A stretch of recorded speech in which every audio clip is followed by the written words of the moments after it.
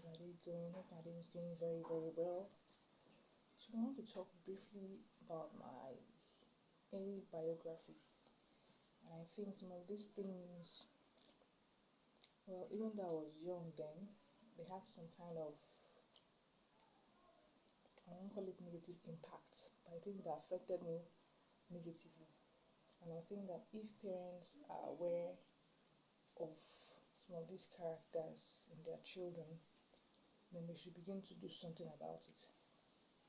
Now, some of the issues that I had personally was when I was very young, there was this spirit of fearfulness, unnecessary fearfulness. Commonly, I'll be afraid of everything from as little as being given an injection to a chicken, trying to catch a chicken. I'll be so fearful, and I think fear is not a good character. Even the Bible says that God has not given us a spirit of fear, of timidity, but a spirit of boldness and of sound mind and love. So it's important that when you see certain traits in your children, do not ignore it. Do something about it. If you feel they need to see a psychologist or a doctor, whatever it is, or you can even work on them yourself as a parent, maybe psyching them up that they should not be afraid. You should do something about it. There are some traits you see in your children, you should not just leave because somehow, that trait could affect them all through their lives, except they know that this is a trait they should not have, and then on their own they decide to work on it to get better. So fear was one thing I had when I was very little. I don't know if it happened to others, but I personally, I had that spirit of fear, and that's not a good trait. Because a child of God should not be afraid of anything. Nothing should make you afraid. So once you observe that your child has a spirit of fear in him or her, do something about it. Do something about it. Psych them up. Give them reasons why they should not be afraid, why they should be bold.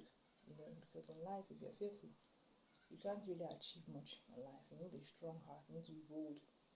You need to be fearless to achieve. And that's why the Bible encourages us to be strong and to be bold. Because without these traits, you cannot achieve. So I want to encourage parents, if you see certain traits in your children that you know are negative, do something about it.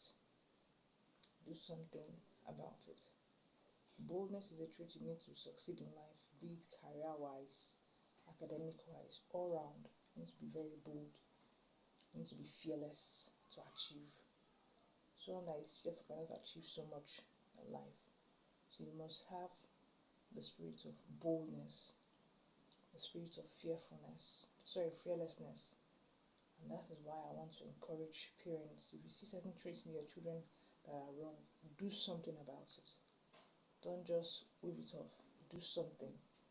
Because any trait your child have will affect them all through their lives. Except, like I said, they do something about it, they themselves. And know this is an area of weakness. I need to work on it. And then you see them achieving a lot more in their lives. And that my big point was I wasn't a very confrontational kind of child. I remember those days in school, people would call me names and I wouldn't even say anything to them. I would just ignore them. I didn't like the names, but I did nothing about it. And unconsciously, or even consciously, I won't say unconsciously and unconsciously, it will affect that child.